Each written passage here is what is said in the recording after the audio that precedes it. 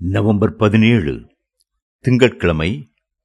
பொன்னாக பசும் பொன்னாக விதைக்கப்படாத தேசமாகிய வனாந்தரத்திலே நீ என்னை பின்பற்றி வந்த உன் இளவயதின் பக்தியையும் நீ வாழ்க்கைப்பட்ட போது உனக்கிருந்த நேசத்தையும் நினைத்திருக்கிறேன்.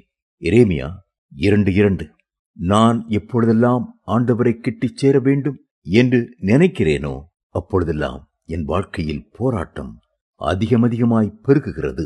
சோதனைகளையெல்லாம் தாங்க முடியாமல் போதும் கர்த்தாவே என்று சொல்ல வேண்டியதிருக்கிறது என்று பலர் உலக பிரகாரமாக துயரத்தோடு சொல்லுவதை கேட்டிருக்கிறேன்.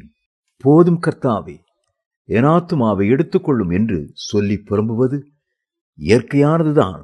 சோதனைகளும் சிக்ஷைகளும் இளம் கிறிஸ்தவர்களுக்கு மட்டுமின்றி முதிர்ந்த கிறிஸ்தவர்களுக்கும் கூட வருவது உண்மைதான்.